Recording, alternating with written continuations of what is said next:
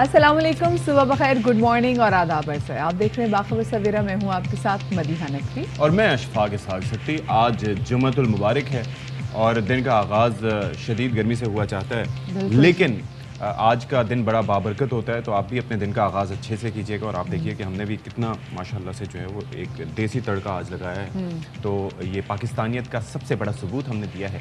लिबास तब्दील करके फिर अपने आप को अंदर से हम तब्दील करेंगे, कड़वे घूंट भरेंगे। लेकिन लिबास से कुछ नहीं होता, एक प्रेशर जो जाता है। हाँ, लिबास से कुछ नहीं होता। एग्जैक्टली आप अपनी इंडिविजुअल कैपेसिटी में क्या कुछ कर रहे हैं अपने मुल्क के लिए, ये काउंट होता है। हाँ। अच्छा, आजकल महंगाई की इतनी बातें हो रही, तो महंगाई को कंट्रोल करने के लिए हम देख रहे हैं कि जो नई हुकूमत आई है वो बड़ी मुश्किल में पड़ गई है। वो कह रही भी हम तो सख्त फैसले नहीं ले सकते, लेकिन सख्त फैसले सत्ती क्या जो भी आएगा उसको लेने नहीं पड़ेंगे।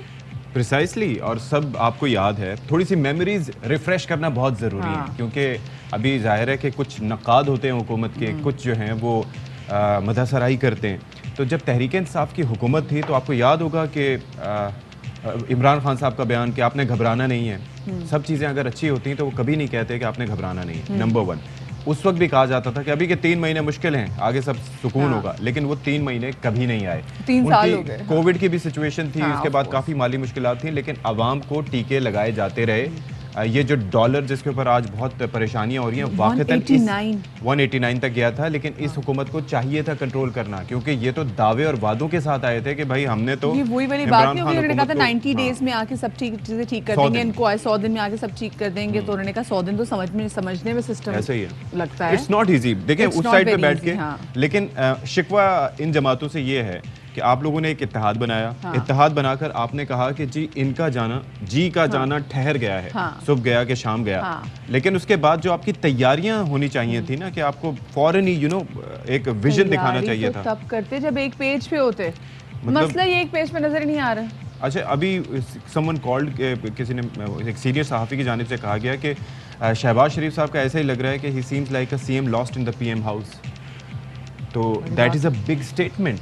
आई mean they have to work on something. अभी कोई इम्पोर्टेड कुछ चीज़ों पे पाबंदी लगाई गई है। हाँ, इस पे बात करनी है, इस पे बात करना बहुत ज़्यादा इंपॉर्टेंट है, लेकिन पहले टॉप स्टोरीज।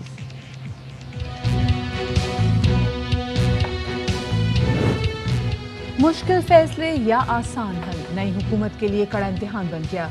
मईशत को बचाने के लिए लग्जरी अशिया की दरामदात पर मुकम्मल पाबंदी लगा दी गई। वज़ीर इत्तलात ने अवाम से कुर्बानी भी मांगी।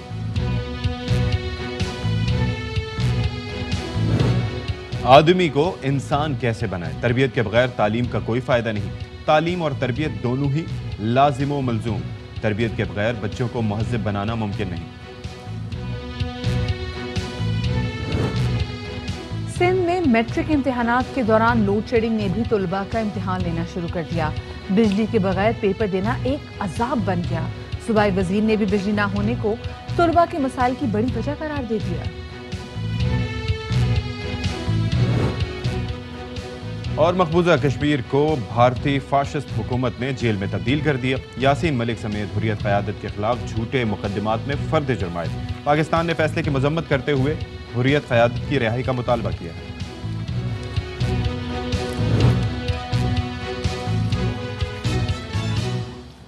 जी, तो शो के आगाज़ में सबसे पहले हम बात करेंगे पॉलिटिकल हैपनिंग्स के हवाले से, जो कि आजकल शदीद उरूज पर हैं। जल्द से जुलूसों का सिलसिला जारी है, एहतजाज किया जा रहा है, और साथ में आज एक अहम दिन इसलिए भी है क्योंकि तहरीक इंसाफ के वो मुनफ़ अरकान जिनके खिलाफ रेफरेंस लेके गए थे इलेक्शन कमीशन की रिपोर्ट में भी, तो इलेक्शन कमीशन ने आज 3 बजे उन मुनफ़ अरकान के खिलाफ जो रेफरेंस किया गया था उसका फैसला सुनाना है। तो उनका मुस्तकबिल जो है उसका दारोमदार आज के फैसले पर है। बिल्कुल जी, सबकी नज़रें इसी पर हैं, क्योंकि उन मुनहरिफ अरकान का जब फैसला होगा तो उसका ज़्यादा इम्पैक्ट जो आएगा वो आएगा किस पे, पंजाब हुकूमत पे। यानी कि हमजा शहबाज साहब की जो हुकूमत है उसके अंदर वाक़तन ऐसा हुआ था कि जो वोट पड़े थे वो उधर साइड के भी पड़े थे।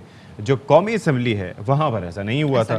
तो बहरहाल एक तो ये फैसला हो जाएगा, फिर शायद ऐसा हो, क्योंकि अक्सर हम कहते हैं ना कि सियासत में कोई भी चीज़ हरफ़े आखिर नहीं होती, शायद ऐसा होने का रास्ता आगे रुक सके। लेकिन आइन में काफ़ी तरमीम करना होंगी, क्योंकि अगर ये नुक्ता भी उठाया जा रहा है कि अगर इस तरीके से इन हाउस, मतलब अगर पार्टी हेड का इतना इख्तियार है या पार्टी पॉलिसी को इतना ही आपने फौकियत देनी है, तो फिर इसका मतलब है कि जिस जमात के तहत आप मुंतखब होकर ऐवान में पहुंचे हैं तो उससे कभी आप किसी भी पॉइंट पर रूगर्दानी नहीं कर सकते।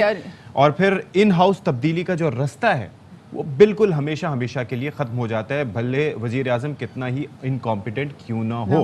वो उसका मतलब है आप अंदर से आवाजें बिल्कुल भी नहीं उठा सकते। दूसरी एक और चीज ये कि ये जो आजाद अरकान इनके हवाले से या तो इनका आजाद तशख्खुस बरकरार रहे, इनको किसी पार्टी में शामिल ना किया जाए, या अगर पार्टी में शामिल किया जाए तो इनको अलहदा से फैसला करने का इख्तियार होना चाहिए, क्योंकि वो वोट जो लेके आए होते हैं अपनी आजाद हैसियत में लेके, अपनी इंडिविजुअल कैपेसिटी में तो लेकर आए होते हैं, वो अपने कामों की वजह से लेकर आए होते हैं। अच्छा, हम क्योंकि देख रहे हैं जलसे जुलूसों का सिलसिला जारी है और आज तहरीक इंसाफ एक बड़ा जलसा करने जा रही है मुल्तान में, और फिर मुल्तान में जो इमरान खान साहब जलसा करेंगे उसमें वो अनाउंस करेंगे डेट, जो कि वो इस्लामाबाद में मार्च के लिए जो अपने कारकुनों को बुलाना है। Very important day.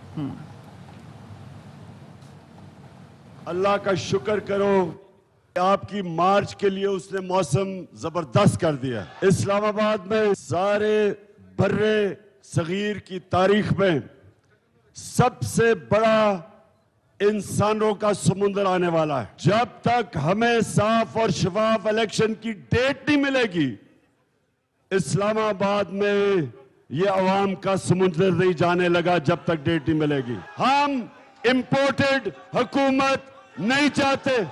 मार्च के लिए मुझे आपकी जुनून और आपके जोश और आपकी एनर्जी की जरूरत पड़ेगी। ऑलराइट जी, तहरीक इंसाफ की जानिब से द वेरी नेक्स्ट डे जब उन्होंने आवाम का एक समंदर देखा कि उनको सपोर्ट कर रहा है, तो उन्होंने कहा कि अब हमने असेंबली में नहीं बैठना, और फिर तब से फौरी इंतखाबात के ऐलान होने लगे, बातें होने लगी, वादे और ख़ास तौर पर मुतालबात किए जाते रहे। अच्छा, दूसरी जानिब से ऐसे मुतालबात सामने नहीं आ रहे थे, बिकॉज दे थॉट कि अगर हम 1 या 1.5 साल हुकूमत पे रहेंगे तो शायद हमें परफॉर्म करने का मौका मिल सके, लेकिन मसला था मखलूत हुकूमत का और सख्त फैसले लेने का। उस पर अब जाहिर है कि जब तक सारी इत्तेहादी जमातें खड़ी नहीं रहेंगी, और आपको याद है वो पेट्रोलियम प्राइसेस में इजाफे के हवाले से कहा गया जी नेशनल सिक्योरिटी कमेटी आके उन फैसलों वो करेगी, उनको सुनेगी, क्योंकि वो चाहते सारे एक पेज पर हो। बट देखिए ये वो डिसीजन है जो कि एट एनी कॉस्ट लेने ही पड़ेंगे। मुझे बताएं सती, अभी अगर आपको सब्सिडी दे दी जाए तो क्या ऐसा होगा कि बाद में ये सब्सिडी बाद तक आप उसको हमेशा के लिए बरकरार रखें? नहीं ना। जब आलमी मार्केट में तेल की कीमतें बढ़ी हैं तो आपको भी बढ़ानी पड़ेगी। आप सब्सिडी कौमी खजाने से दे रहे हैं। जब यूक्रेन और रूस का तनाजा हो रहा था उस वक्त यही बात रखी गई थी कि यहाँ पर सब कह रहे थे कि मतलब ओवरऑल जो मीडिया पे ये बात चल रही थी कि जी बड़ा ज़बरदस्त डिसीजन है, तो उस वक्त भी ये कहा था, इसी शो में कहा था कि भाई एक पॉपुलिस्ट डिसीजन है कि लोग इसको पसंद करेंगे, लेकिन इस वक्त सिचुएशन ऐसी है, that was not the right decision जिसके बारे में वो कहा करते थे। अब इस हुकूमत ने आके जब आप किसी को इस तरीके से हटा रहे तो उसके बाद फिर आपको आगे बढ़कर खेलना चाहिए। जी बिल्कुल। उसके बाद आपको जो है ना स्टॉप नहीं करना चाहिए। एक ओवर में अगर 20 रन आपको चाहिए तो आपको आगे निकलकर छक्के मारने पड़ेंगे, अदरवाइज जो है वो फिर। और ये जिन सिक्सेस की बात करें, ये है सख्त डिसीजन, क्योंकि अब तमाम तर दुनिया देख रही है, तमाम तर जो लोग हैं वो देख रहे हैं जी नई हुकूमत जो आई है वो क्या सख्त फैसले लेती है, क्योंकि इन जब तक ये फैसले नहीं लिए जाएंगे अनसर्टेनिटी रहेगी, डॉलर की प्राइस ऐसे ही बढ़ती चली जाएगी। मरियम नवाज ने कल किया जलसा सरगोदा में, उनका कहना था कि महंगाई के बड़े फैसले करने से अच्छा है कि हम इलेक्शन कॉल कर दें। ये एक तरफ उनका कहना था। हम देख रहे हैं पाकिस्तान पीपल्स पार्टी कह रहे नहीं जी हम बिल्कुल आपने करने इलेक्शन करें, लेकिन पहले इलेक्टोरल रिफॉर्म्स की तरफ जाएं। खुशीश शाह को कल हमने देखा कि वो उन्होंने वसीम अदामी साहब के शो में गुफ्तगू की और साथ में उन्होंने कहा कि वो ये देख रहे हैं कि नवंबर और अक्टूबर में नए इलेक्शंस आ जाएं, लेकिन उससे पहले इलेक्टोरल रिफॉर्म्स, इलेक्टोरल इस्लाहात, उसके वाले से बात की। और साथ में जो साबिक वज़ीर आज़म शाहिद खाकान अब्बासी हैं वो कहते हैं कि जी गैर मामूली हालात में मुश्किल फ़ैसले नहीं कर सकते तो घर जाएं, और लोग भी ये कहते हैं कि अगर मुश्किल फ़ैसले नहीं कर सकते तो घर जाएं, बजाय कि इकॉनमी और सफ़र करें। मैंडेट में जाने के लिए तैयार। हमसे कहेंगे कि हुकूमत खत्म करो, हम खुश होंगे, भाई हमारी जान छुड़ा दिए, हम आवाम का ये हाल नहीं देख सकते। ये तो हम मजबूरी से हुकूमत चला रहे हैं। रिफॉर्म्स करके अक्टूबर नवंबर में चले जाएंगे, इलेक्शन कराएंगे। अगर ओनरशिप कोई और नहीं लेते तो फिर आप हुकूमत छोड़े और घर जाएं। अगर आपको सपोर्ट मिलती है तो आप टर्म पूरी करें, अगर आपको सपोर्ट इन फैसलों की नहीं मिलती तो आज ही हुकूमत छोड़ दें। बात इलेक्शन तक नहीं पहुंचेगी, भी बता दूं आपको। जो आपके मुल्क की मईशत के हालात हैं, आप इलेक्शन इनको हल नहीं कर सकता। आपकी मईशत बहुत बिगड़ जाएगी, बहुत मुश्किल हालात में आप चले जाएंगे। इलेक्शन सियासत एक सानवी हैसियत इख्तियार कर जाएंगे। चलें जी, तो सिचुएशन जो बनती चली जा रही है, हमारी समझ में नहीं आ रहा कि किस डायरेक्शन में हम लोग जा रहे हैं, क्या कोई डायरेक्शन दिखाई देती है? इस पर बात कर लेते हैं। सीनियर सहाफ़ी और तज्ज़ियाकार मज़हर अब्बास साहब हमारे खब्बे पासे हमें ज्वाइन किए हुए हैं। Sir, a very good morning. वैसे मौसम तो बड़ा गर्म है, सियासी पारा भी हाई है। ये आपको लग रहा है कि इस वक्त जो सिचुएशन जिस तरह से लिंगर ऑन कर रही है, ये 100 प्याज और 100 दुर्रे एक साथ वाला मामला हो रहा है? बखैर, गर्मी तो इस मौसम में होती है। इस मरतबा कुछ ज़्यादा गर्मी है और सियासी गर्मी पाकिस्तान में हमेशा रहती है, तो कोई नई बात नहीं है। देखिए, प्रॉब्लम ये है कि मसला ये है कि ये सारी चीज़ें आप मौजूदा हुकूमत की जितनी जमातें हैं, चाहे मुस्लिम लीग हो या पीपल्स पार्टी हो, उनसे अगेन बुनियादी सवाल ये है कि अगर आप कुछ कर नहीं सकते तो ये क्यों किया था जो 8 मार्च को किया था? क्यों किया था? और दूसरी बात ये कि शहबाज शरीफ साहब को वजीर आजम बनना बिल्कुल ऐसा ही है कि बिल्कुल आखिरी वक्तों में आखिरी चंद ओवर रह जाए अगर दिन के उस दिन के, और कोई आउट हो जाए तो आप नाइट वॉचमैन को भेजते हैं टेस्ट मैच में। उसके बजाय मुस्लिम लीग नून ने अपने सबसे बेहतर बैट्समैन को भेज दिया। अब उन्हें जो प्रॉब्लम फेस आ रही है वो यही आ रही है, और मेरा ख्याल है कि ये हुकूमत फंस गई है। ये शहबाज शरीफ इसमें सबसे बड़े विक्टिम हैं, और विक्टिम मैं इसलिए उन्हें कह रहा हूं कि वो उनका जो पूरा इमेज था वो सबसे ज्यादा डैमेज हुआ है पिछले 1 महीने में। तो अब उनके लिए वो डिसीजन नहीं कर पा रहे। मतलब आप बोल्ड डिसीजंस करते हैं, अगर आपने एक चैलेंज ले ही लिया है, चैलेंज ये था कि आपने इमरान खान को हटा दिया, तो उसके बाद आप बोल्ड डिसीजंस करें, देखें कि अगले 3 महीने में, 4 महीने में, 5-6 महीने में कितनी इंप्रूवमेंट आती है। उसके बाद आप रिलीफ दें, क्योंकि जो भी गवर्नमेंट्स होती हैं वो अपना आखिरी बजट जब देती हैं तो उसमें लोगों को रिलीफ देती हैं, और उसकी जाहिर है उसका सबसे बड़ा वो ये होता है कि वो अगला इलेक्शन जीतना चाहते हैं। बिल्कुल।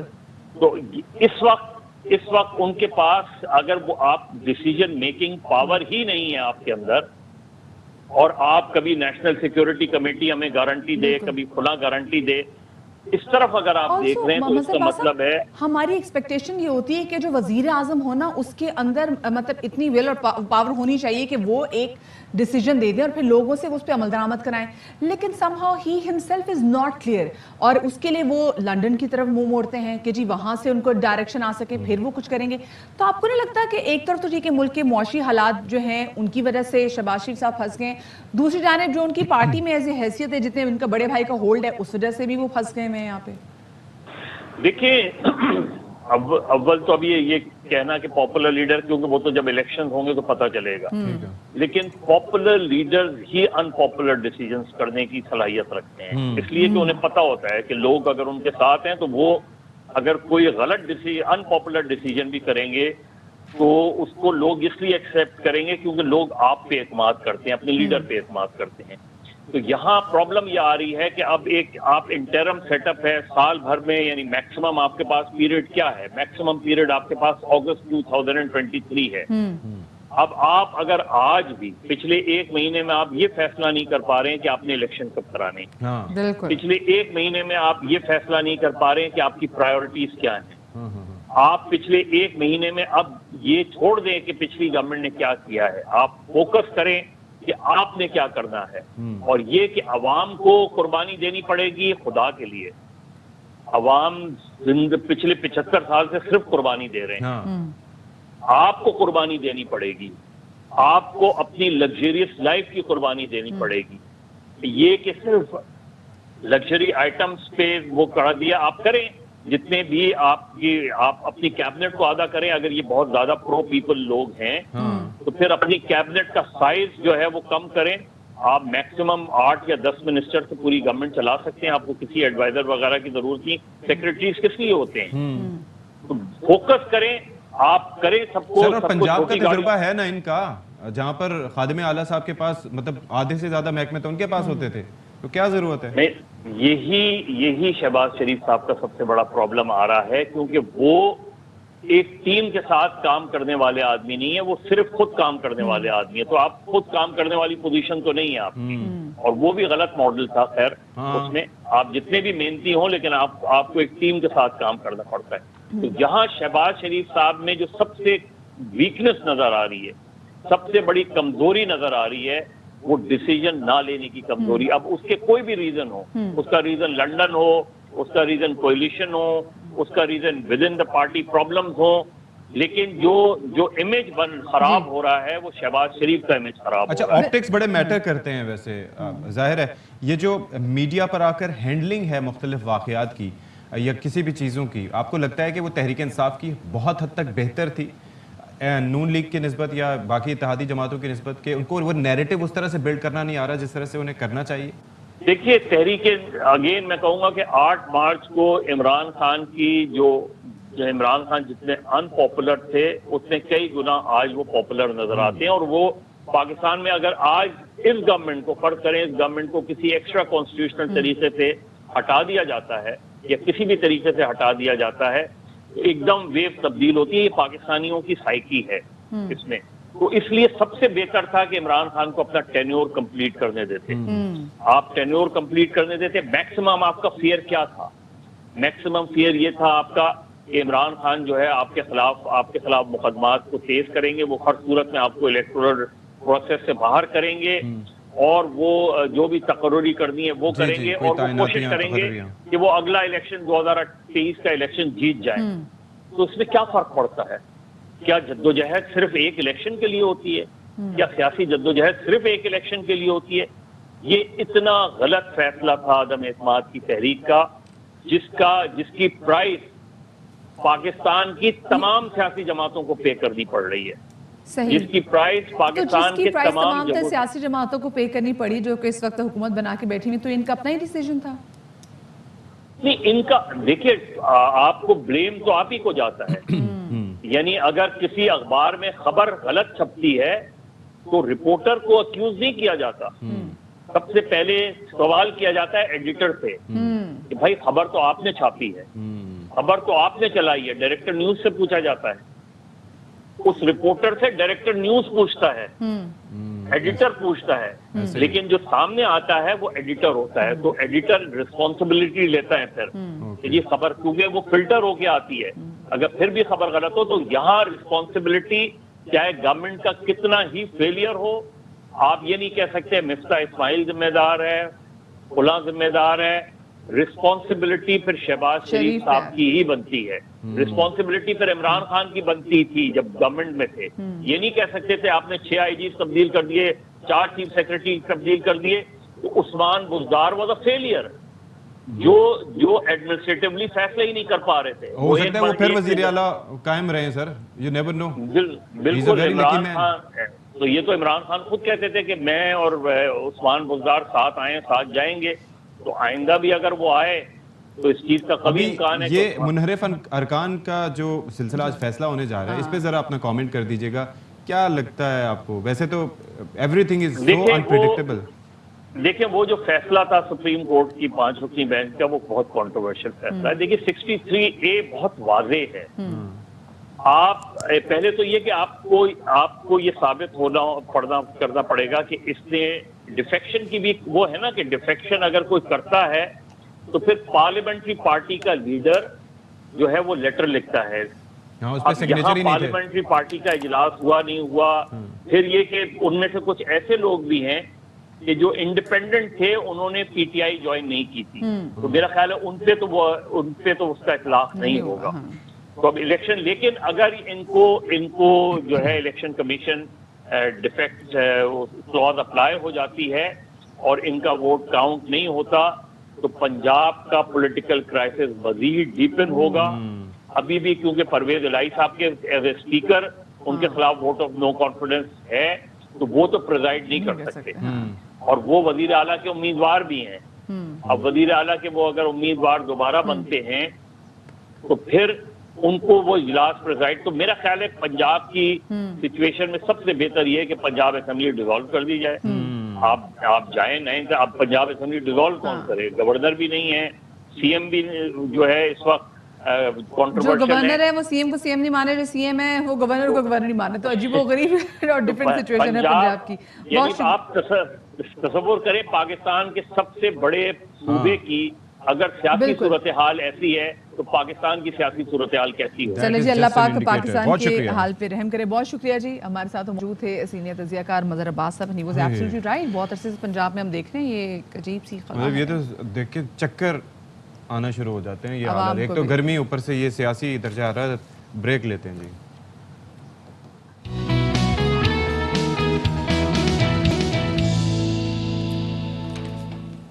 जी जनाब, welcome back after the break. और कल लिया गया है एक बहुत ही बड़ा अहम फैसला हुकूमत पाकिस्तान की जानिब से, जो कि मौजूदा हुकूमत पाकिस्तान है। फर्स्ट और ऑफ इट्स काइंड हाँ जी बिल्कुल। this और government. जी, और सख्त फैसला, और वो सख्त फैसला ये कि वो तमाम तर लग्जरी आइटम्स जो कि इंपोर्ट की जाती हैं उन पर लगा दिया गया है बैन। और इन इंपोर्टेड आइटम्स में आ जाती हैं गाड़ियाँ, mobile phones, home appliances, crockery, हथियार, जूते, लाइटिंग और सजावट की जो हम बहुत सारी चीज़ें देखते हैं, खाने पीने की अशिया जिनमें चॉकलेट्स पे आ जाती हैं। कल से मैं देख रही थी कुछ पेजेस पे जी रफड़ पड़ी हुई थी कि जी चॉकलेट्स पे बैन लगे इंपोर्टेड। तो कोई बात नहीं, देसी खा लें यार। पाकिस्तान देसी खा लें या फिर अब ये कुछ अरसे आप ना खाएं। चाहिए अच्छा, फिश एंड फ्रोजन फूड, ये जो सामान बड़े हम शौक से मंगवा रहे थे बाहर से, उस पर भी बैन लग गया जी। हम टिश्यू नहीं पेपर, मंगवाते, ये मंगवाते रेस्टोरेंट्स में भी नहीं मंगवाती। नहीं नहीं 5,000 रुपए वो किलो। मैं भी नहीं मंगवाती। वो रेस्टोरेंट्स में जब आप सुशी खाने जाते हैं तो वो बताते हैं जी बाहर से आई तौबा थी। तौबा, मैंने तो अच्छा कभी जी, नाम नहीं सुना इस चीज का। क्या कहा आपने? कोई जापानी नाम है? सुशी? सुशी। कुछ अच्छा जी,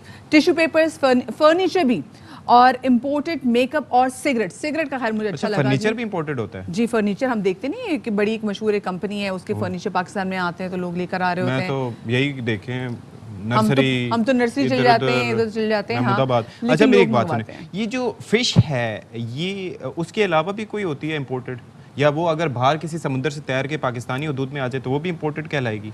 नहीं, वो तो इम्पोर्टेंट अच्छा, वो नहीं होगी, फिर वो ठीक तो हाँ, है। लेकिन नहीं होगी कि वो कह सकेंगे मुल्क वापस अच्छा, आएंगे। इस पे कहा यह जा रहा है कि कीमती जो ज़र मुबादला है उसकी बचत होगी, और ये शहबाज शरीफ साहब का मौक़िफ़ है, और वो ये कहते हैं कि किफ़ायत शुआरी पर सख्ती से अमल करेंगे। चैरिटी बिगिंस एट होम, तो पहले हुकूमत करे ऐसा कुछ, फिर आवाम से भी तवक्को रखी जाए ताकि बराबर बराबर ये सारी आवाम के लिए फैसला नहीं है ना, लग्जरी आइटम्स है। हाँ, ये बात सही है। लग्जरी आइटम्स मैं वैसे कह रहा था ना कि वो जो खर्चे शर्चे ये नो वो तो उनको भी कम करना चाहिए। अच्छा, कल मरियम औरंगजेब ने जब ये तमाम तरह अनाउंसमेंट की तो उनका क्या कहना था, आपको सुनवाते हैं जरा। में पहली दफ़ा तमाम गैर ज़रूरी लग्जरी आइटम्स को बैन किया जा रहा है। बड़ी गाड़ियां मुकम्मल तौर पर बैन की जा रही हैं, मोबाइल फ़ोन्स मुकम्मल तौर पर इंपोर्टेड बैन किए जा रहे हैं, होम अप्लायंसेस मुकम्मल तौर पर इंपोर्टेड बैन कर दी गई हैं। इमरान खान साहब 2.3% से 16% महंगाई आपने की। मुस्लिम लीग नून की हुकूमत गई तो उस वक़्त 115 पे था। जिस वक़्त आज जो साजिशी खड़े होकर कंटेनर पर 4 हफ्तों की हुकूमत से सवाल करते हैं, उनको अपने गरेबान में झांकना चाहिए और थोड़ी सी शर्म करनी चाहिए कि डॉलर 189 पे आपके दौरे हुकूमत पर गया। 4 साल जो माशी तबाही और दहशत गर्दी की गई, उसके लिए ये तमाम इंतजामात किए जा रहे हैं। एक इमरजेंसी सिचुएशन है मुल्क के अंदर और इस वक्त पाकिस्तानियों को कुर्बानी देनी पड़ेगी। चलें जी, कुर्बानी पाकिस्तानियों को ही देनी पड़ेगी। तैयार हो जाओ जी, आया जय गौरी। बिल्कुल जी, सारे तैयार हो जाएं। और नॉट सारे तैयार हो जाएं। ये लग्जरी आइटम्स वो हैं जो पाकिस्तान का हर शहरी अफोर्ड नहीं कर सकता। जिसमें आपको देख लें, हम कहते हैं जी हमने तो पाकिस्तानी लोकल हमने जैम नहीं खाना, बाहर से जैम आएगा तो वो बाहर वाला जैम आप नहीं खा सकते, वो बाहर का मेकअप, सिगरेट्स। एक शॉपिंग के लिए गया, ग्रोसरी के लिए, और वहाँ पर इसी असना में ढूंढते तो ये इन आइटम्स के उस पर गया। चलिए जी, मैं अपने गुजारिशात बाद में पेश करूँगा।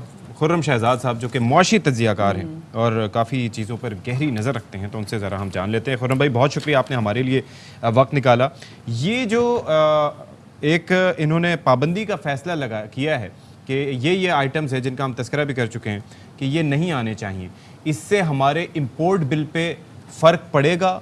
ये मद्देनज़र रखते हुए कि हमारे इम्पोर्ट बिल में सबसे ज़्यादा जो खर्च होता है हमारा ज़र मुबादला वो ऑयल पे होता है, अच्छा फिर वीट की इंपोर्ट पे होता है, ऐसी कई चीज़ों पे होता है, तो ये कितना कारआमद साबित होगा जो अभी कर रहे हैं?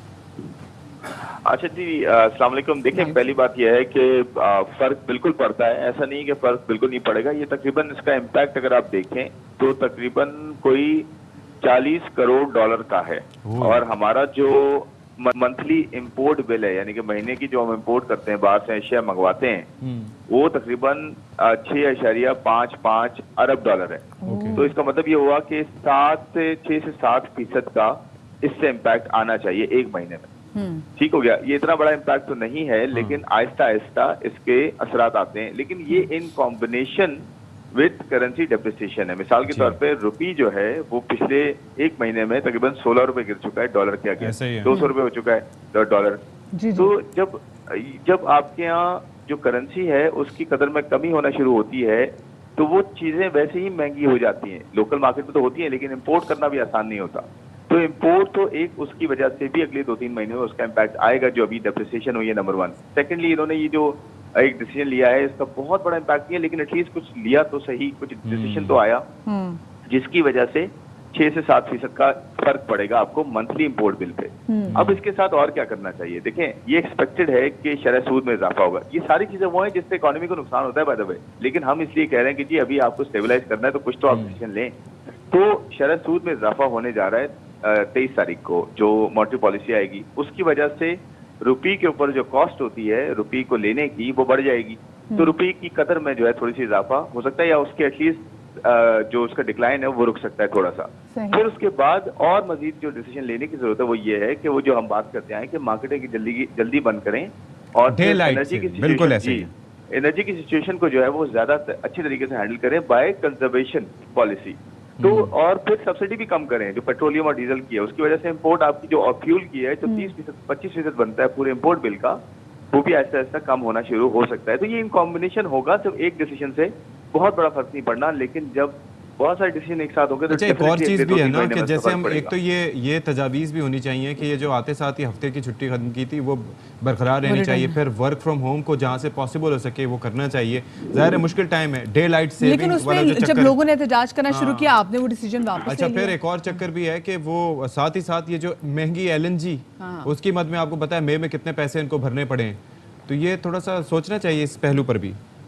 जी बिल्कुल सोचना चाहिए, मैं यही कह रहा हूँ। देखें, आप इस वक्त ऑयल की कीमत तो हम कम नहीं कर सकते, क्योंकि ऑयल की कीमत तो पूरी दुनिया में ज्यादा है और सबको इतनी मिल रही है। हम एक चीज कर सकते हैं कि हम इस सब्सिडी के अराउंड कैसे वो चीज स्मार्टली प्ले करें कि सब्सिडी भी एक गरीब आदमी को मिलती रहे, और जो डिजर्व नहीं करता सब्सिडी, या पिछले एक महीने से बात कर रहे हैं, या आते साथ ही ये गवर्नमेंट ये कर सकती थी और कर लेती तो अभी तक बहुत फर्क पड़ जाना था, और आपके यहाँ डॉलर शायद इतना ज्यादा ना जो है वो ऊपर जाता। तो ये करना चाहिए कि आपके यहाँ लोड शेडिंग जो है ना बड़ी मैनेज्ड हो, यानी कि आप ये देखें कि 10 घंटे 8 से 10 घंटे लोड शेडिंग अगर होती है, मतलब 1-1 घंटे के फर्क के साथ या 2-2 घंटे के फर्क के साथ, तो आपके यहाँ तकरीबन कुछ 125 मिलियन का फर्क पड़ता है डॉलर्स का एक दिन में। तो आपको आप देखें ना, आप 10 दिन बचा लें अगर, तो 10 दिन में $1.25 बिलियन आपको बच जाएंगे। फिर आपने ये किया है कि आप वर्क फ्रॉम होम की पॉलिसी अपना लें, फिर आप जो बड़ी गाड़ियां इनको भी बंद किया है, फूड को भी बंद किया है, तो इन सब चीजों से फर्क डेफिनेटली पड़ेगा। और आपको मैं ये बता दूं कि फॉरेक्स मार्केट में 200 से 300 मिलियन डॉलर्स ही एक सिंगल डे में या एटलीस्ट एक हफ्ते 2 हफ्ते में चाहिए होते हैं, जिसकी वजह से आपके यहाँ करेंसी मैनेज हो सकती है। तो देखिए, डिसीजन इन कॉम्बिनेशन हो सकते हैं, लेकिन नहीं लेंगे, कुछ नहीं करेंगे तो फिर तो डेफिनेटली अगर होगा ही नहीं तो फिर क्या फायदा। वो कहते हैं ना, यहाँ पर वो बात भी होती है ना कि something is better than nothing. So ये जो डिसीजन है हम इसको भी शुरू में देख सकते हैं कि एटलीस्ट कोई डिसीजन तो आया। और अगर हम टारगेटेड सब्सिडी के वाले से बात भी करें तो खैर आपको भी नहीं लगता कि वो भी इकोनॉमी को कहीं ना कहीं सहारा देगा? देखिए, ये तो आपको याद है मदिया, हम तो काफी बात इस पर करते आए हैं कि टारगेटेड सब्सिडी ही होनी चाहिए, मतलब सब्सिडी ब्लैंकेट होनी ही नहीं चाहिए इन फर्स्ट प्लेस, कोई भी गवर्नमेंट हो। पिछली गवर्नमेंट ने भी टारगेटेड सब्सिडी नहीं दी, इस गवर्नमेंट ने भी टारगेटेड सब्सिडी नहीं दी, टारगेटेड ही होनी चाहिए। उसकी वजह से मैं आपको बताऊं फर्क कितना पड़ता है। अगर आपकी 100 अरब की सब्सिडी जा रही है ना, 100 अरब रुपए की एक महीने की, तो टारगेटेड करेंगे ना तो आधी से भी कम हो जाएगी। आप सोचे ना कि आपको आधी से भी कम अगर जो है वो कॉस्ट पड़े, तो आपको कर्जा नहीं लेना पड़ेगा नया, आपको डॉलर नहीं रिक्वायर्ड होंगे नए, आपको जो इन्फ्लेशन नहीं जो है आपकी बहुत ज्यादा आएगी उस हिसाब से।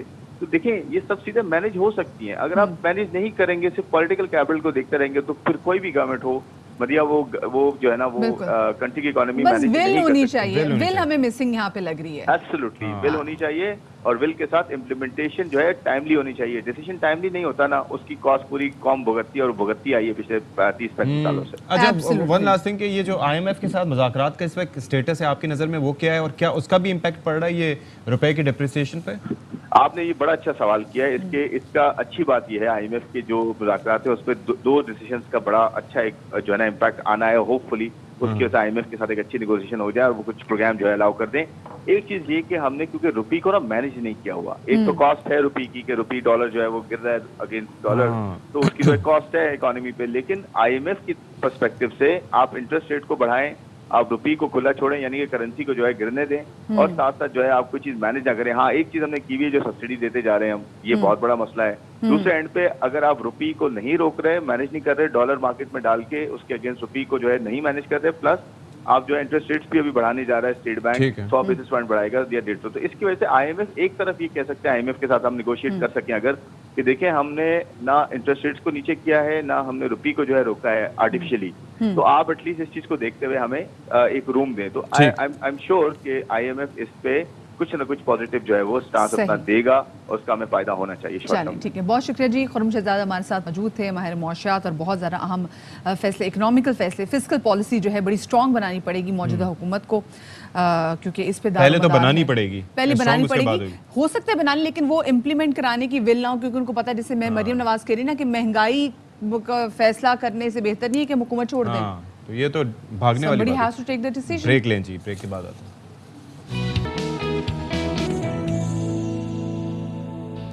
जी तो welcome back after the break. हमारे बचपन में एक बड़ा ज़बरदस्त रिसाला आता जिसका नाम था तालीम व तरबियत है, और उसको पढ़ने से बहुत सारे हमारे अखलाकियात में भी संवार आता था। माँ बाप अलहदा से हमें अच्छी तरबियत दे रहे होते थे, फिर रिसाले भी अच्छे होते थे। लेकिन आज का टाइम बहुत डिफरेंट है, आज बच्चों को वो तरबियत नहीं मिल रही thanks to the social media, internet, और साथ में ना सिर्फ मोबाइल फोन बल्कि आयाओं की तरबियत भी शामिल हो गई है। तो कब कैसे हम आज के बच्चे को बेहतर तरबियत दे सकते हैं? कासिम अली शाह साहब हमारे साथ मौजूद हैं, मोटिवेशन स्पीकर, उनको शामिल गुफ्तगू करेंगे। अस्सलाम वालेकुम शाह साहब।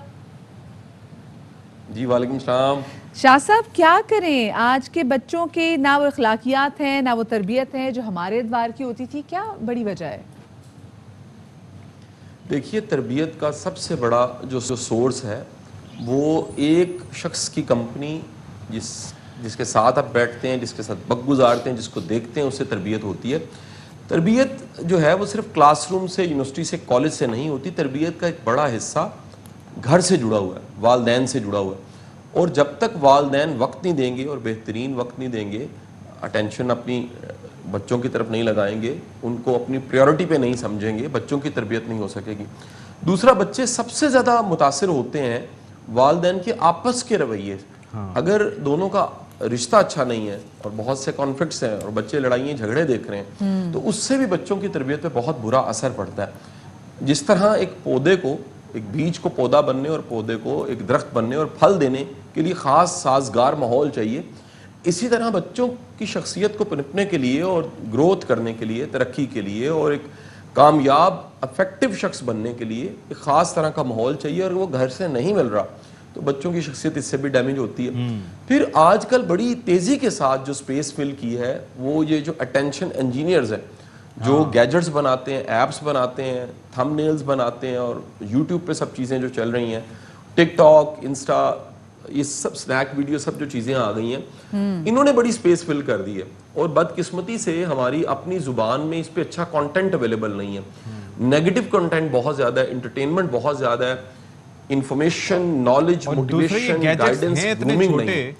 और इजी टू कंसील के पहले तो ये था ना कि बड़ा कंप्यूटर होता था तो अम्मा गुजरते हुए, अब्बा गुजरते हुए नजर डाल ली। अब तो ये कि they are easy to conceal, तो किसी को पता भी नहीं चलता, and there is no parental control के बच्चा जो चाहे जितनी देर तक चाहे देख सकता है।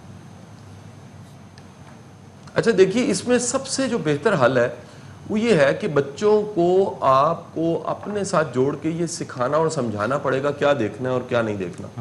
ये जो मॉनिटर्ड आप उनको दिखाते हैं, यानी अगर आप तय कर दें कि बच्चों को मोबाइल देने की बजाय घर की बड़ी स्क्रीन पे जो लगे सब देख रहे हैं और सबको पता हो क्या चल रहा है, इससे बड़ी बचत हो जाती है। दूसरी बात यह कि इनका भी कोई टाइम होना चाहिए। ऐसा नहीं होना चाहिए कि आपने किसी भी वक्त, ज़्यादातर माएँ खिलाने पिलाने के वक्त में वो मोबाइल फोन लगा देती हैं, कार्टून्स लगा देती हैं या फिर गेम्स लगा देती हैं और साथ साथ खिलाती पिलाती रहती हैं कि बंद मक्खन खा लो।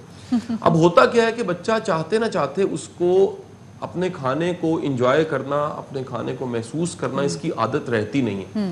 और आप बड़ों को भी देखिएगा, बेशुमार ऐसे लोग हैं जो मेंटल प्रेजेंस के साथ और माइंडफुलनेस के बगैर ही जिंदगी गुजार रहे हैं, और वो खाना जो सारे हमारे साइकोलॉजी के लोग हैं वो बताते हैं, वो खाना जिसको आप महसूस करके एक एक नवाले को चबाते हुए जुबान के जायके को महसूस करते हुए खाते हैं, वो ज्यादा आपके लिए सेहत अफजा बनता है, ज्यादा आपको सेहत देता है। ये बहुत लेकिन आपकी अगर अपनी अटेंशन डिवर्ट है तो वो खाना जहर ही बन जाता है। बिल्कुल सही कह रहे हैं। खैर जी, इस दोबारा आपको जरूर बुलाएंगे, या छोटी सी ब्रेक ले रहे हैं।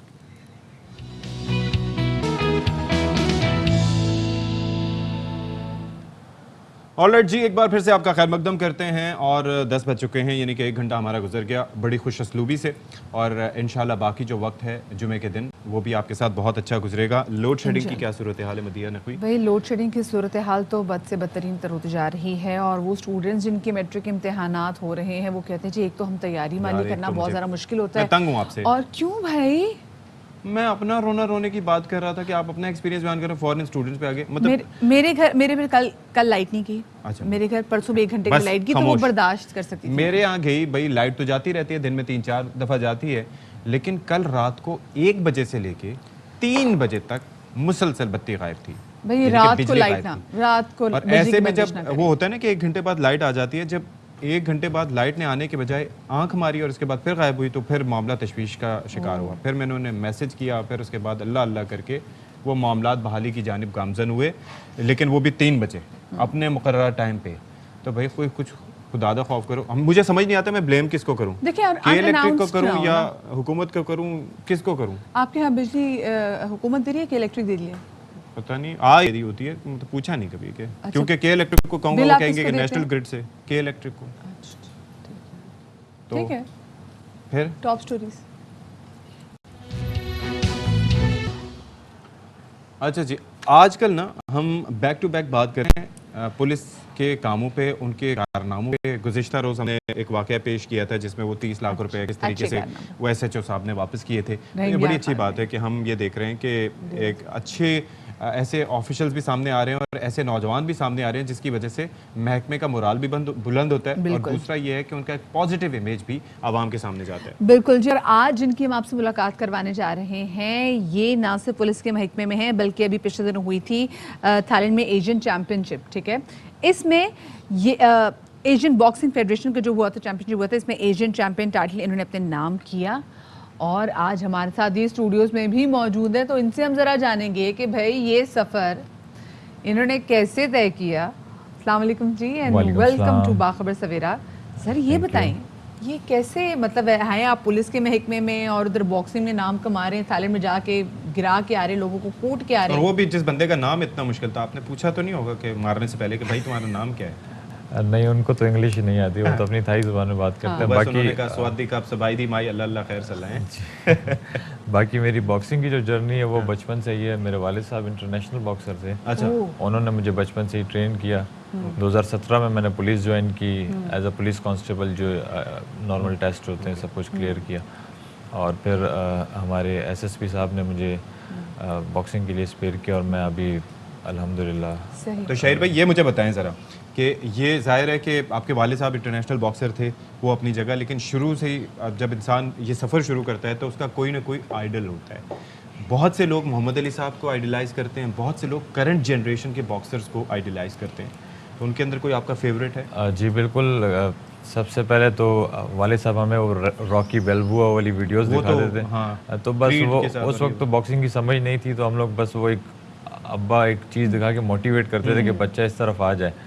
लेकिन जब बॉक्सिंग को समझने लगे, रीड करने लगे, तो अब यूक्रेन के एक बॉक्सर हैं वैसिली लोमाचेंको जी, तो वो जिस तरीके से मैट्रिक्स करते हैं, बॉक्सिंग को मैथमेटिक्स की तरह वो कर रहे हैं कि कहाँ पंच मिस करना है, कहाँ मारना है, वो सब चीज़ें जो ना बहुत। जो फाइट अभी हार गया था उस पर दुख तो बड़ा हुआ होगा। जी बिल्कुल, फाइट हारा है, लेकिन फाइट उसके बाद अभी खेला भी है, वो भी जीता है। अच्छा, मैं शेर भी ज़रा हम आपकी फ़ाइट के वाले से बात करना चाहेंगे।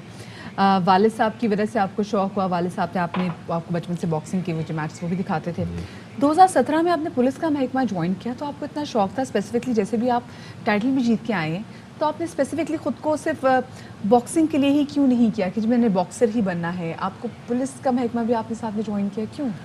पुलिस का महकमा ज्वाइन करने की वजह जो सबसे थी वो थोड़ा फाइनेंशियली सपोर्ट पुलिस ने मुझे किया है। अच्छा। इस तरीके से कि एक मंथली मुझे सैलरी मिल रही है, और दूसरा मैं उन्होंने मुझे बॉक्सिंग के लिए स्पेयर किया, मैं पाकिस्तान चैम्पियन बना, पाकिस्तान चैम्पियन बनने के साथ साथ उसके बाद मैंने नाइजीरिया से फ़ाइट के लिए, वर्ल्ड पुलिस गेम्स के लिए चाइना में। तो इन सब के लिए मुझे आईजी साहब ने बहुत ज़्यादा सपोर्ट किया। पुलिस का जो फंड था उसमें से मुझे स्पॉन्सर करते रहे। ज़बरदस्त। अच्छा शहीर, एक और चीज़ मुझे बताएं कि आप, ज़ाहिर है कि इंसान जिस तरह से एज के साथ साथ ग्रो करता है तो उसका वेट क्लास बढ़ती चली जाती है। अभी आप 154 पे हैं, यानी कि मिडिल वेट पे हैं। आगे स्टार्ट मिडिल वेट से ही हुआ था आपका? नहीं, मेरा लाइट वेट से, 135 से। जी ठीक है। और मुझे दोबारा 135 पे ही जाना है। दोबारा? जी। तो उसके लिए तो बहुत ज़्यादा आपको वेट कट करना पड़ेगा। इसकी कोई ख़ास वजह? इसकी ख़ास वजह ये है कि मैं ये समझता हूँ कि मेरी जर्नी अभी स्टार्ट हुई है, क्योंकि मैं अभी एशियन चैंपियन बना हूँ, मुझे अब मैं वर्ल्ड चैंपियन बनने के लिए मिडिल वेट में कैनेलो को तो कभी फेस नहीं करूँगा। कैनेलो तो आप क्रूजर वेट तक पहुँच गए ना। देखें अभी लास्ट फाइट में उसने 175 पे वो गया था, लेकिन हार गया बिवोल से। बिल्कुल हार गया, लेकिन मसला ये है कि वहाँ के मसल मेंटेनेंस और हमारी उसमें बड़ा फ़र्क है। तो ये मैं इसमें आना चाहती हूँ। भाई मुझे बताएं, ये जो बॉक्सिंग का जो खेल है ना, ये कोई आसान खेल नहीं है। इसमें आपको वसाइल दरकार होते हैं। खुदा न खास्ता अगर आपकी जान चली जाए तो हमारे पास, आपके पास इंश्योरेंस होती है। और उस इंश्योरेंस से भी पहले मुझे बताएं, ये जो न्यूट्रिशनिस्ट आपको हायर करना पड़ता है, जो आपका वेट कट करने के लिए आपको खुराकें, फिर आपको जिम का एक टाइम, आपकी प्रॉपर एक नींद, हर A to Z चीज़ों का ख्याल रखना पड़ता है। ये तमाम तर वसाइल की कैसे मैनेज हो पाते हैं, मुझे ये बताएं। हमारे जितने पाकिस्तानी बॉक्सर हैं वो सब अपनी मदद आपके तहत कर रहे हैं, या किसी के पास प्रॉपर न्यूट्रिशनिस्ट कुछ भी नहीं है। तो सब जो है ना गूगल पे देख देख के हम कैनेलो का चार्ट पढ़ लेते हैं, दूसरे का पढ़ लेते हैं। तो बस मैं अपने लड़कियों में भी यही देखा है। हमारे पास पिछले दिनों आई नहीं थी लियारी से बच्चियां, वो भी ये बता रही थी कि उनके पास वसाइल नहीं। कहते कभी तो हम दूध का ग्लास भी नहीं पीते, कभी हम बगैर खाना खाए भी सो जाते हैं। आपको पता है कि बॉक्सर्स के अंदर ये होता है कि एक तो रिजीम होते है, दूसरा उनका स्टेमिना के साथ साथ एंड्योरेंस बड़ी मैटर करती है। यानी कि शुरू में आके तो आपने पंच बरसा लिए, लेकिन लेटर राउंड्स में आप फेड करना शुरू हो जाते हैं, जिसका फायदा वो दूसरे उठाते हैं, जो उनका ट्रेनिंग रिजीम होती है। इस हवाले से कुछ आपको ये सपोर्ट किया जाता है कि हाँ ऐसा कुछ आपकी ट्रेनिंग कैंप हो 8 से 10 हफ्ते का, जिसमें कुछ फ़ायदा मिल सके आपको? जी बिल्कुल होता है। हमारा 8 से 10 हफ्ते का कैंप जो होता है उसमें मेरे जो वालिद साहब हैं वो एक ट्रेनिंग, उनकी रूटीन ये है कि यार आप थक जाओ उसके बाद दोबारा ट्रेनिंग करो। तो वो जो है ना बड़ा फ़ायदा देता है। अभी मेरी 8 राउंड की फ़ाइट थी, ऐसे ही हुआ, चौथे पाँचवें राउंड में मैं एग्जॉस्ट हुआ, लेकिन उन्होंने अपने एक तरीका था, उन्होंने मेरे ऊपर पानी डाला, सब कुछ किया। You get the second win ना, मतलब जी बिल्कुल। उन्होंने मुझे मोटिवेट किया कि बेल्ट तुम 5 राउंड जीत चुके हो, बेल्ट हमारा, ये लेके जाएंगे इसको। तो वो कहा इसको अभी तुमने सिर्फ टैप करना है, कोई ज़रूरत नहीं है इसको मारने की, use the jab and just tap. अच्छा, और आपका बॉक्सिंग स्टाइल क्या है वैसे? आप ऑर्थोडॉक्स हैं, साउथ पॉ हैं? मैं ऑर्थोडॉक्स खेलता हूँ। अच्छा। और मैं लॉन्ग में खेलता हूँ, लॉन्ग रेंज से खेलता हूँ। मतलब आप ये है कि jab and move, jab and move, ये मुझे ये फ्लॉयड वाला फार्मूला तो नहीं है आपका? बस फ्लॉयड ही है, लेकिन फ्लॉयड जो है वो थोड़ा सा शोल्डर रोल करता है, मैं शोल्डर रोल नहीं करता। अच्छा शहीद भाई, आपसे तो टेक्निकल सवाल ये पूछते रहेंगे बॉक्सिंग के हवाले से, इनको बहुत ज़्यादा शौक है बॉक्सिंग का, लेकिन मैं आपसे थोड़े बहुत दूसरे वाले एंड पे भी सवाल पूछती रहूँगी, क्योंकि मैं आपसे अभी वसाइल की जब बात करी थी। तो मुझे बताएं, खुदा ना खास्ता अगर बॉक्सिंग के रिंग में कोई अनफॉर्चुनेट इवेंट हो जाता है, कोई ऐसा छोटा सा पंच भी आपकी जान ले जाता है, सो क्या इंश्योरेंस होती है? इंश्योरेंस बिल्कुल। अभी हम थाईलैंड गए थे खेलने के लिए, उसके लिए तो हमने इंश्योरेंस कराई थी। और उसके अलावा पाकिस्तान बॉक्सिंग कमीशन जो है, जो PBC है, उनके पास भी इंश्योरेंस का एक अपना है सेटअप। तो लेकिन दूसरी बात ये कि बॉक्सर्स उस पे जो है ना काम नहीं करते। बॉक्सर जो है ना ये समझते हैं कि यार अभी हम पैसा हर मंथ भरेंगे, ये होगा वो होगा, पता नहीं। ये पैसा आप भरेंगे?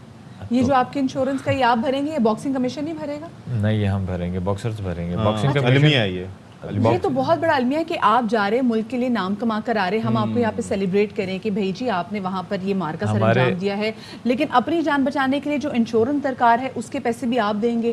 ऑलरेडी आपको वसाइल की कमी है, आपके पास न्यूट्रिशनिस्ट प्रॉपर नहीं है, आप गूगल सर्च करके लोगों की डाइट निकालते हैं, कि तो हमारे जो बावजूद इतने मोटिवेटेड हैं आप। बॉक्सिंग कमीशन के जो हमारे प्रेसिडेंट हैं सर रशीद बलोच, वो अपनी मदद आपके तहत इसको चला रहे हैं। और वो न्यूजीलैंड में एक जिस तरह हमारे यहाँ करीम और ये होता है टैक्सी उबर वगैरह, तो वो उबर सर्विसेज देते हैं, और लेकिन वो फिर भी पाकिस्तान के लिए इतना सब। अच्छा, जस्ट इमेजिन, मुझे इतना बताएं, आपको पता है मोहम्मद वसीम वाला मामला ले लें कि जो फाइट्स होती हैं आगे, बड़ी फाइट्स जो होती हैं वर्ल्ड लेवल की, उनकी सैंक्शनिंग फ़ी इतनी ज़्यादा होती है, करोड़ों में होती है ज़ाहिर है पाकिस्तान के हिसाब से, क्योंकि और वो अफोर्ड करना हर किसी के लिए आसान नहीं होता। और यहाँ पर क्रिकेट पे फोकस ज़्यादा है, बॉक्सिंग पे इतना ज़्यादा, अब जाके फिर भी हम लोग आवाज़ उठाते हैं, मतलब यार भाई नेटवर्क भी अपनी तरफ से सलमान इकबाल साहब की कोशिशें करते हैं। अभी इसकी मैंने सेक्शन फीस $4,000 भरी थी। ओए होए होए, और वो सारी फीस मुझे आईजी साहब, यानी कि 8 लाख रुपए वो आपके महकमे ने आपको हेल्प आउट किया उसमें। आईजी साहब का मैं जितना शुक्रिया अदा करूं, उन्होंने तो मुझे बहुत सपोर्ट किया। अच्छा, और ये जस्ट इमेजिन कि ये सिर्फ एक एशियन लेवल का एक बेल्ट है,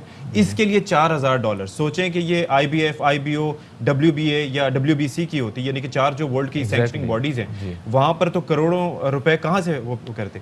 लेकिन बहरहाल बड़ा ज़बरदस्त आपने मतलब ये किया शहीद, और अल्लाह ताला आपको मजीद भी कामयाबियाँ नसीब करे। लेकिन ये है कि अभी ये जो फाइट थी आपकी, ये जो थाईलैंड का जो बॉक्सर था, वो टफ थी या आराम से आपने उसको कैरी किया? बॉक्सर जो था वो टफ था, और सब यही कह रहे थे कि ही गॉट अ क्रोकोडाइल चिन, और ये वो तो मुआय थाई भी खेल चुका था वो। ओके, तो 52 फाइट्स थी उसकी बॉक्सिंग में, तो बहुत ज़्यादा टफ था उसको। मुझे जितने मेरे साथ मेरे हैवी वेट बॉक्सर थे, तैमूर खान वो भी मेरे साथ थे, और उसके अलावा जो उलूमी करीम है वो मेरे साथ थे। तो उन्होंने मुझे बोला कि भाई इसको मारना नहीं है, इसको नॉकआउट नहीं करना, उसको आपने सिर्फ पॉइंट्स पे मारना है। तो बस वो यूज़ द जैब के जो हमारी थी स्ट्रेटजी, उस पर हमने काम किया, और पॉइंट्स में बॉक्स एंड मूव बस 80-72 के जो पॉइंट्स थे हमारे, उस पर अल्लाह ने हमें जीत। अच्छा, मैं सोची उन लोगों की क्या ट्रेनिंग होती होगी। खैर आपने तो बता दिया, और हम लोगों को भी पता चल गया कि आप लोग कितने हार्ड वर्किंग हैं, कि अपने तई बहुत सारी आप चीज़ें कर रहे होते हैं। लेकिन यू आर लकी इनफ कि आपके महकमे ने शहीद भाई आपकी इतनी हेल्प की, IG साहब ने आपको इतना सपोर्ट किया कि जो उसकी फीस पे करनी थी, छुट्टियाँ मिल जाती हैं आपको आराम से इसकी सारी ट्रेनिंग के लिए। जी बिल्कुल, मुझे IG साहब ने रिलीव किया बॉक्सिंग ट्रेनिंग के लिए, और ये मेरे लिए हैट्स ऑफ टू यू जी। अब IG चेंज होते हैं उससे कोई फर्क पड़ता है वैसे? नहीं, फ़र्क नहीं पड़ेगा, क्योंकि तमाम PSP ऑफिसर्स एक अच्छे हर एक ज़ाहिर है वो एक इस चीज़ को समझते हैं कि बॉक्सिंग और ये सब कितने एक्सपेंसिव। और अच्छा, एक और चीज़ भी आप जो बात करिए ना मदिया, एक चीज़ ये है कि बॉक्सर्स के लिए ये बड़ा इंपॉर्टेंट होता है। ये मुझे देख के ही अंदाज़ा हो रहा था शहीर को कि ये बॉक्स एंड मूव इनका स्टाइल है, वरना जो स्वार्मर्स होते हैं या वो जो एकदम आगे जाके जो है वो पंचे से बरसा रहे होते हैं मैक्सिकन स्टाइल में, उनके चेहरे पे स्कार्स बहुत ज़्यादा होते हैं। आपका चेहरा कंपैरेटिवली बचा हुआ है, उसकी वजह यही होगी कि आपका स्टाइल जो है वो डिफेंस फर्स्ट। जी बिल्कुल, मैं कोशिश करता हूँ कि मैं टच करूँ और मूव करूँ, टच करूँ। वो कहते हैं ना कि hit him and don't get hit, तो इस तरह से बस ये मेरा hit and don't get hit, that is the formula. तो ये मेरे लिए ज़्यादा, मैं यही सोच के खेलता हूँ। और पंच, अब मेरे वाले साहब कहते थे कि this is not your punching bag, तो अगले को मारने ना दो बस ऐसे। ज़बरदस्त। देखिए आपके अब्बा की ट्रेनिंग की वजह ना से ना आज आप इस मुकाम पे बैठे, और अल्लाह करे आप कहीं आगे जाएं और आप पाकिस्तान के लिए और नेक नाम। अगला टाइटल कौन सा वैसे आपके ज़हन में? अगला इसको मैंने डिफेंड करना है, और उसके लिए GFS बिल्डर्स वाले हैं, उन्होंने भी मुझसे कॉन्टेक्ट किया है। वो भी जो हमारे इरफान वाहिद साहब हैं बहुत कोऑपरेटिव हैं, उन्होंने मुझसे कांटेक्ट किया कि we will sponsor you. Thank you so much जी। शहीद अफरीदी साहब हमारे साथ यहाँ पे मौजूद थे, पाकिस्तान के ज़बरदस्त एक टाइटल बनाकर आए, लेकिन अल्लाह करे जो हमारी जो बॉक्सिंग फेडरेशन है उनके पास इतने वसाइल मौजूद हों कि हुकूमत इन्वेस्ट करे, इधर भी हुकूमत इन्वेस्ट करे, क्योंकि ये जाते हैं मुल्क से बाहर जाते हैं, नाम कमा कर आते हैं।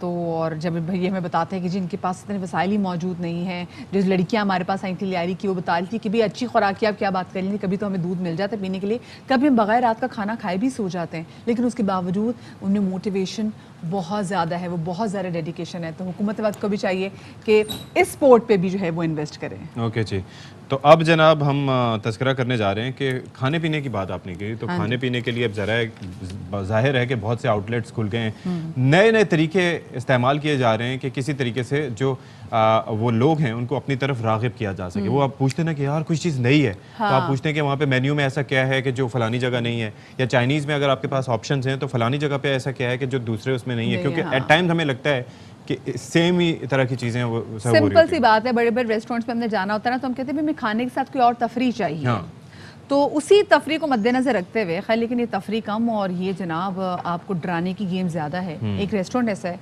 आप वहाँ खाना खाने जाएं, वहाँ पे भूत फिर रहे होते हैं, जिन्नात फिर रहे होती हैं, चुड़ैलें फिर रही होती हैं, और यही चुड़ैलें आपको आपकी टेबलों तक खाना भी सर्व करने के लिए आती हैं। अमरीन अल्ताफ़ यहाँ पर गई हैं, इन चुड़ैलों भूतों से मुज़ाकरात किए हैं, क्या बात हुई है आपके साथ शेयर करते हैं। तो आज हम एक बिल्कुल ही मुख्तलिफ जगह पर लेकर आए हैं जिसके बारे में ना तो कभी सुना होगा और ना कभी सोचा होगा। खाने तो मुख्तलिफ किस्म के खाए जाते हैं, कराची तो बड़ा मशहूर है मुख्तलिफ किस्म के खाबों के लिए, लेकिन क्या आपने कभी ऐसा सोचा है कि खाने के दौरान कभी कोई भूत आ रहा है और कभी कोई चुड़ैल आ रही है? मुख्तलिफ किस्म का कैफ़े है कराची के अंदर जिसका नाम है हॉरर कैफ़े, और यहाँ पे भूत भी हैं, चुड़ैल भी हैं, और अभी अंदर जा रहे हैं और देख रहे हैं कि हमारे साथ क्या होने वाला है, कुछ समझ में नहीं आ रहा। और ये तो आप के साथ हो चुका है मेरे ऊपर। के अंदर जैसे कि आपको देखें तो एंटरटेनमेंट के लिए कोई जगहें नहीं है, जो हमारे पास थी जगहें वो ऑलरेडी देख देख के लोग जो है थक चुके हैं। तो अब हर स्ट्रेस वाला बहुत माहौल है, तो वो जो भी लोग हैं, जो यंगस्टर हैं, जितने भी लोग हैं, वो कुछ यूनिक चाहते हैं। बहुत ज़्यादा डर लगे है, अब डर भी है, साथ में खुशी भी है। मेरा बर्थडे है, best horror birthday of my life. ये मुझे जिस तरह से घूर रही है तो मुझे तो प्यार आ रहा है। एक नया एक्सपीरियंस है और जिसको मैं बहुत इंजॉय कर रही हूँ। डरावने माहौल के साथ मज़ेदार खाना, कराची का ये हॉरर कैफ़े अपनी मिसाल आप है। कैमरामैन नौमान शेख के साथ अमीन अल्ताफ, ARY न्यूज़, कराची। मैं तो ये कह रहा हूँ कि शुक्र करें कि अब वो वाटर प्रूफ मेकअप आ गए हैं। आप सोचें कि वहाँ पर आप खाना खाने जाएं तो या तो बारिश हो जाए या फिर लाइट चली जाए, तो फिर ये भूतों ने डरना था खवातीन से। गैर सियासी तबसरा। Very funny. Yes of course. लेकिन अगर मुझे ये आके डराते मेरी हंसी छूट जाती। अमरीन के 50 रुपए काटे या नहीं?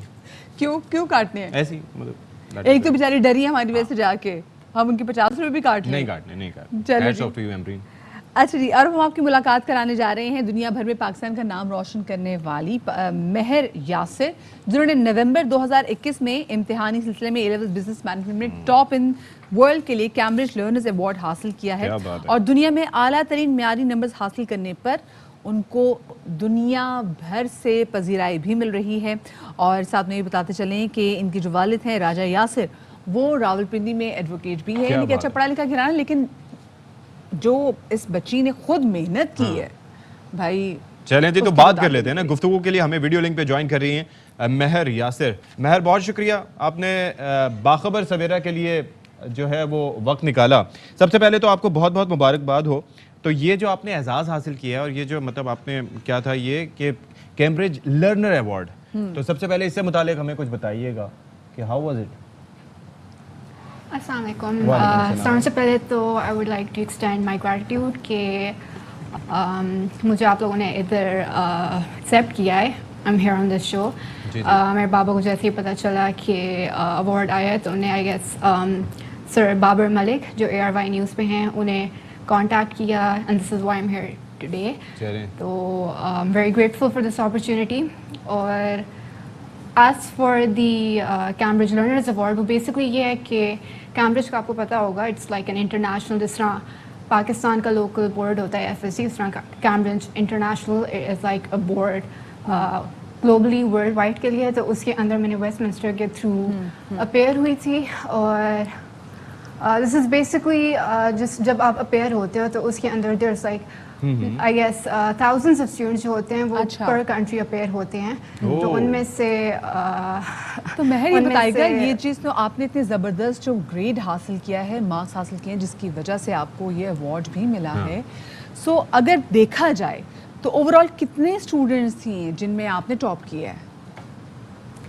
एक तो ये ग्लोबल होता है तो जितने भी कंट्रीज हैं they all participated in this. तो और पर country I think approximately Pakistan alone वहाँ से लाख तक तो अपेयर होते होंगे I think. Wow, because this is a very standard system of education. अच्छा, तो जब आप ये प्रेप कर रही थी, तैयारी कर रही थी इस हवाले से, तो उस वक्त आपको अंदाजा था कि आप कर पाएंगी ये और it would be that easy for you, और वाज इट इजी? नहीं, actually I was just hoping कि A star which is the highest possible grade या A जो है वो मेरा आ जाए। That was the only expectation I had, और this was a complete surprise for me. Meher, अब तो आप किसी भी यूनिवर्सिटी में जा सकती हो क्योंकि आपने A-लेवल बिजनेस मैनेजमेंट में टॉप इन वर्ल्ड जो है वो उसमें कैम्ब्रिज का ये अवार्ड भी लिया है। तो क्या प्लान है आपका? आप पाकिस्तान में पढ़ना चाहेंगी या फिर आप किसी बैनुल अक़वामी यूनिवर्सिटी में अप्लाई करना चाहेंगी? आई एम श्योर आपको अभी से ही आपको खुद भी ऑफर्स आने लग गई होंगी यूनिवर्सिटी से, एक्सेप्टेंस तो आ गई होगी। एक्चुअली मेरा फाइनल डिसीजन ये रहा था, हालांकि देयर वाज द प्लान के शायद मैं बाहर के मुल्क भी अप्लाई करूं, लेकिन फाइनल प्लान ये रहा है कि I will stay with in Pakistan और अपनी लोकल यूनिवर्सिटीज़ जो हैं वो अटेंड कर उनके लिए करूँगी। I have applied for LUMS Lahore University of Management Sciences और that is the final decision for me. चलें, ज़बरदस्त सही, है। ठीक है, थैंक यू सो मच जी। मेहर यासिर हमारे साथ मौजूद थी, ज़बरदस्त पोजीशन उन्होंने ली है। और आप सिर्फ अगर पाकिस्तान की बात करें तो पाकिस्तान से कैम्ब्रिज यूनिवर्सिटी में अगर जो कैम्ब्रिज के सिस्टम में कोई तकरीबन लाख से ज़्यादा जो तलबा होते हैं वो एनरोल होते हैं, और फिर बाकी आप देखें कि बाकी ममालिक से कितने लोग इसमें शिरकत करते हैं, तो उसमें मेहर यासिर ने फर्स्ट पोजीशन जो है वो सिक्योर की है। और अब ये कह रही कि इनका प्लान नहीं कि बाहर जाके पढ़ेंगी, ये हम लोकल यूनिवर्सिटी में हमारी इतनी ज़बरदस्त है, अगर ये लाम्स का भी इंतखाब कर रही है लाहौर में तो लेट्स सी क्या करती हैं। अब जाहिर है कि उनके वालिद साहब इसमें फैसले में उनका साथ देंगे। एक ब्रेक ले लेते हैं जी, ब्रेक के बाद आएंगे।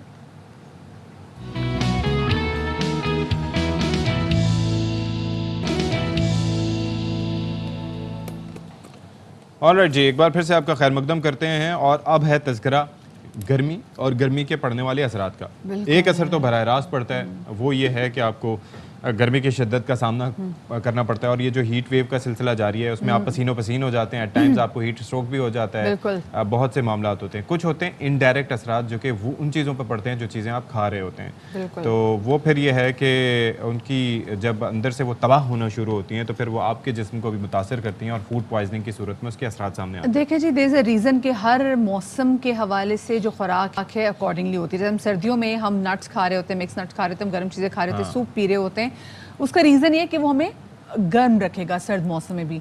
लेकिन गर्मियों में भी हमें आइडिया नहीं होता कि गर्मियों में हमें सी कौन सी चीज़ें खानी चाहिए। एक तो हमें ठीक है ठंडक का एहसास है, लेकिन कहीं ऐसा ना हो कि ठंडक के एहसास में जाके हम हर ठेले से जाके वो इमली आलू बुखारे का शरबत और ऐसी बहुत सारी चीज़ें जो कि हमें मुयसर होती हैं हम वो लें, और वो अगर साफ़ पानी में ना बना हो तो फिर आप खुद सोच लें कि आपके पेट के साथ होने क्या जा रहा है। इसके अलावा हम हैं पाकिस्तानी और हमें आदत है, मतलब बड़े सगीर में रहने वाले लोगों को आदत है कि हमें तरी वाले खाने की आदत होती है, मिर्च मसाले के खाने की आदत होती है।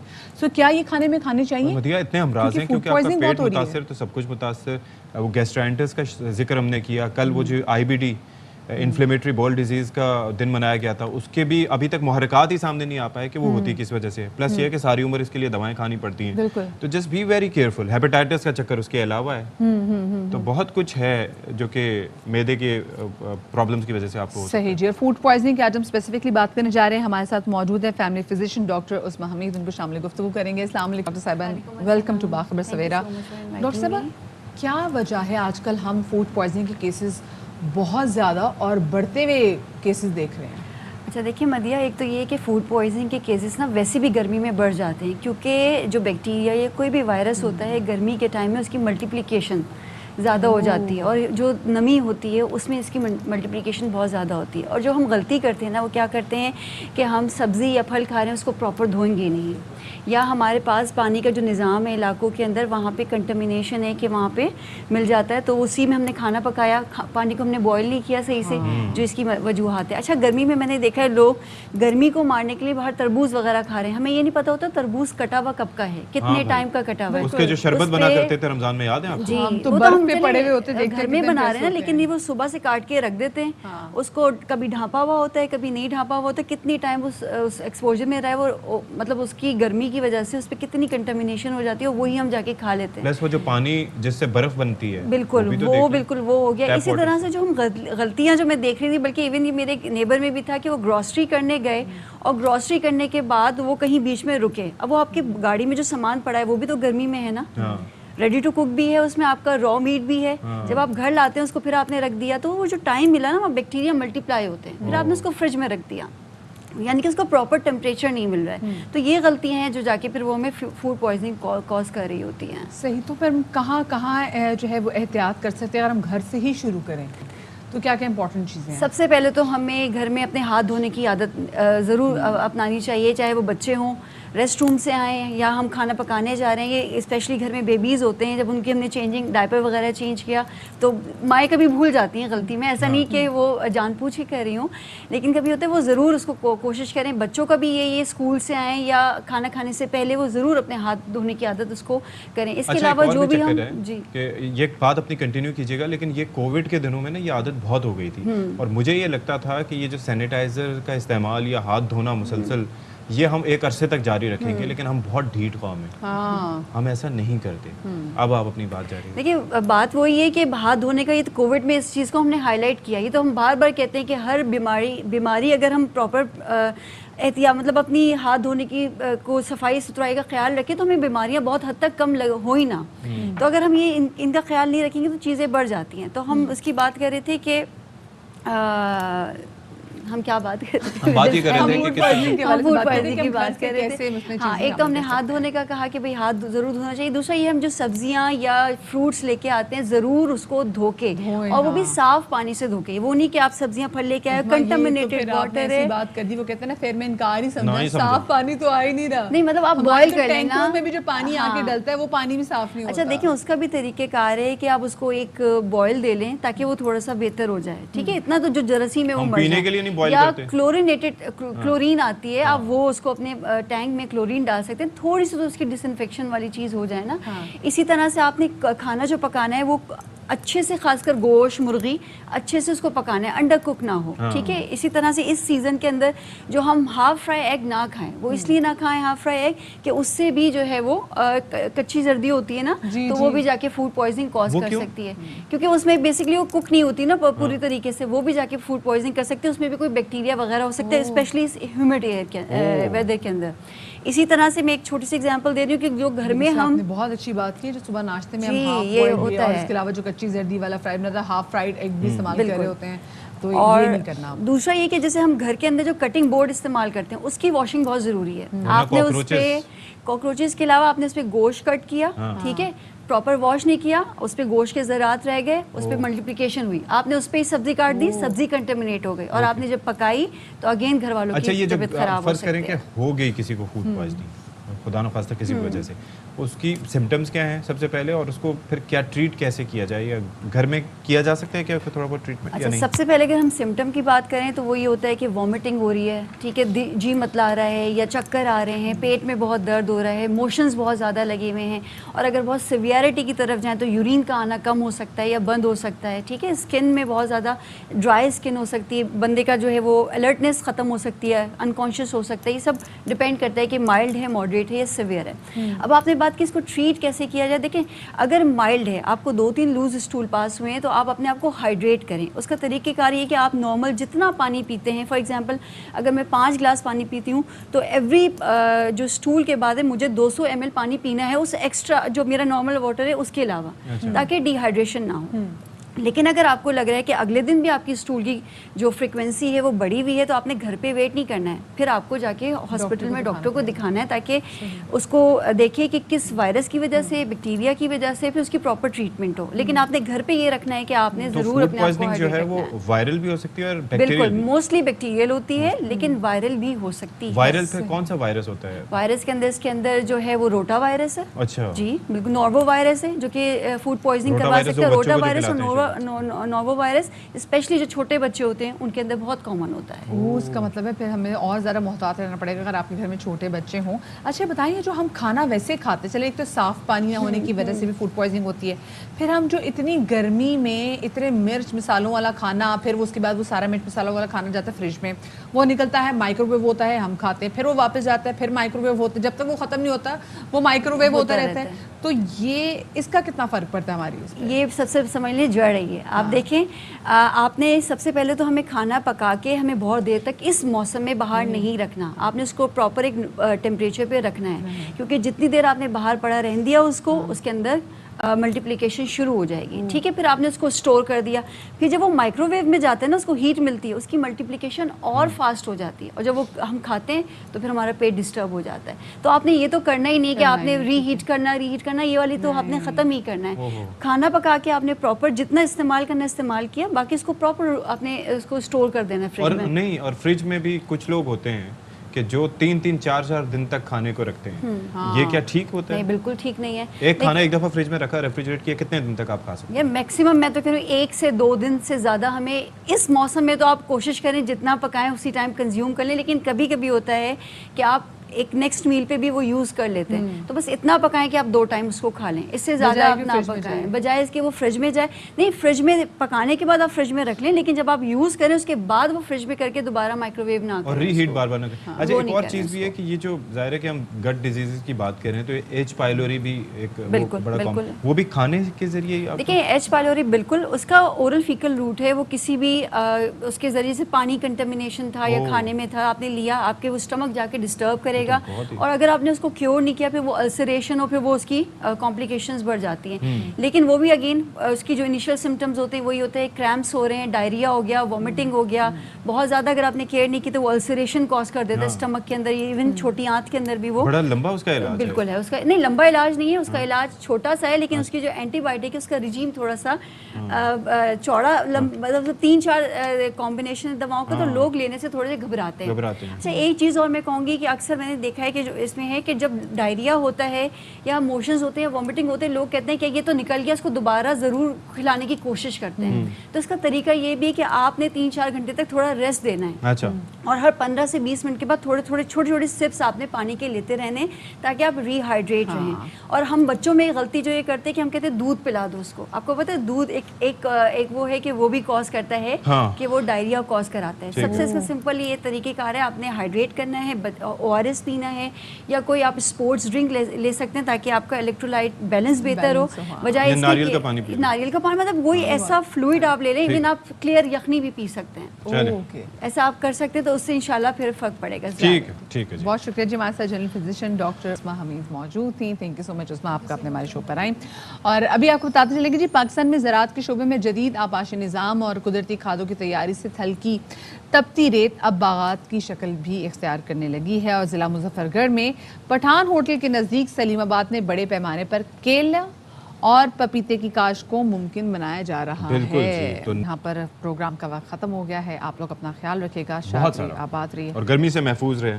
अपने प्यारों का ख्याल रखें। इंशाल्लाह पीर को आपसे मुलाकात होगी। इंशाल्लाह। अल्लाह हाफिज़।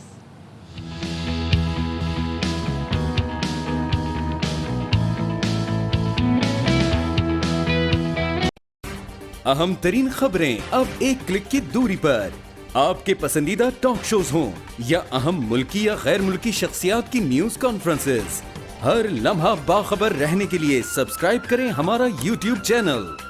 मौसम की सूरत हाल हो या खेल के मैदान से खबरें, अपने मोबाइल फोन से मुल्की और बैनुल-अक़वामी अहम खबरों तक रसाई के लिए डाउनलोड कीजिए मोबाइल ऐप। बावसूख ज़राए से मुसद्दिका खबरों, तज्ज़ियों और तबसरों से मुस्तफ़ीद होने के लिए विजिट कीजिए पाकिस्तान की सबसे बड़ी न्यूज वेबसाइट www.arvnews.tv।